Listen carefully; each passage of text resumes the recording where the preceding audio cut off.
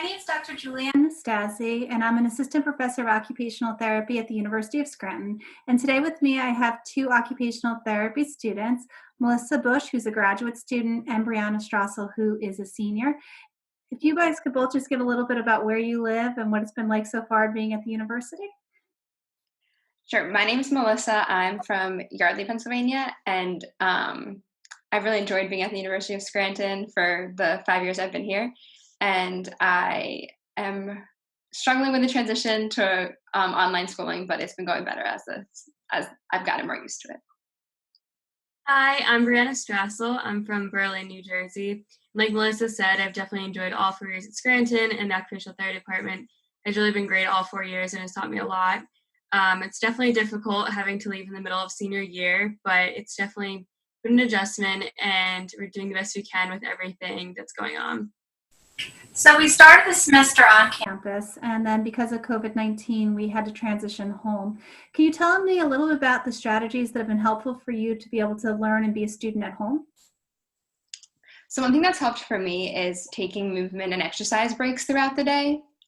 Also making a schedule and trying to follow it. So I try to go to bed at the same time and get up at the same time every morning. Doesn't always go as planned, but I try. Creating a designated workspace. So ideally I would work at a desk or a table. Specifically, the desk in my room is where I try to do most of my work. Staying connected with friends and family has definitely helped as well through Zoom meetings, FaceTime calls, emails, and texts. And then definitely staying busy has helped me because if I have all the time in the world to do something, I don't get it done. So staying busy is definitely helping.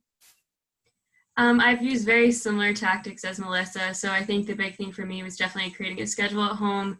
And I have a bunch of checklists on my computer that I use every single day to check off my daily assignments that I complete. Because I'm definitely an organized person, and not having a schedule for classes has definitely been a big adjustment. So that kind of substitutes for that for me. Like Melissa said too, I also have a designated spot within my house that I use to complete my work.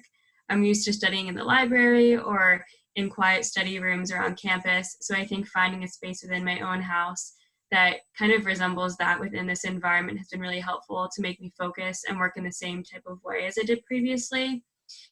I think definitely taking self-care breaks, like Melissa said, like going on runs, or even just like baking a meal, sitting outside with my family throughout the day, just taking time for me, and not always focusing on school so much, because I think it's hard to sometimes break that cycle when you see the list of assignments that you have to complete and not necessarily that time to just sit and relax for you. So I think definitely making myself a priority along with my schoolwork has definitely helped me. That's good. As occupational or future occupational therapists, one of the things we talk about is ergonomics and having an ergonomically correct setup. So most of us having gone home, you can see I'm sitting in my kitchen. I don't have an ergonomically correct setup right now.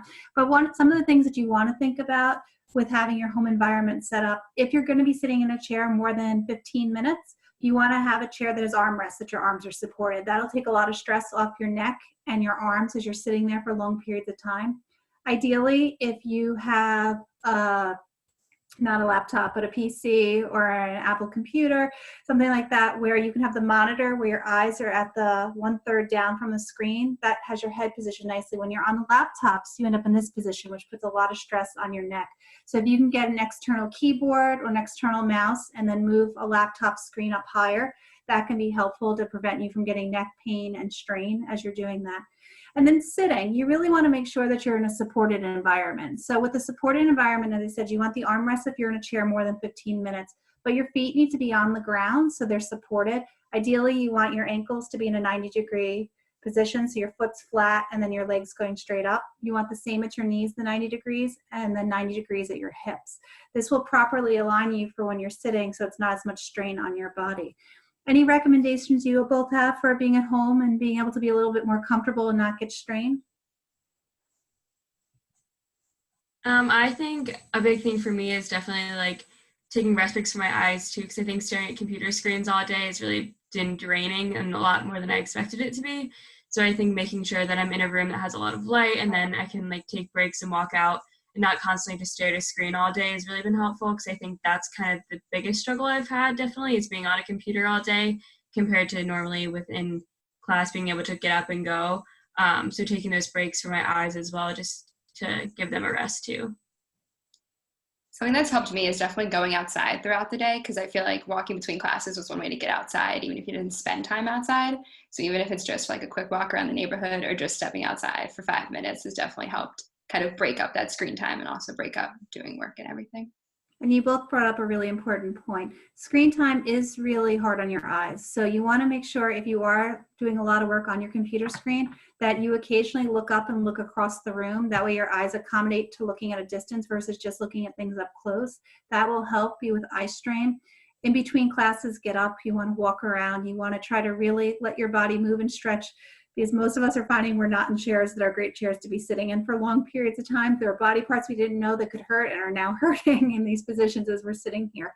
Some other things just to think about for helpful tips: if you are on your computer, Facebook has a dark mode, so I've switched it over to the dark background. It's actually a lot easier on my eyes being on the computer versus having that bright white in my eyes all the time. And you can see some of your cell phones, you can get screens to go over it that will filter out the blue light and help with that. So those are some things that you can think about. If you have any other questions for us, you can post them. Thank you so much for joining us today.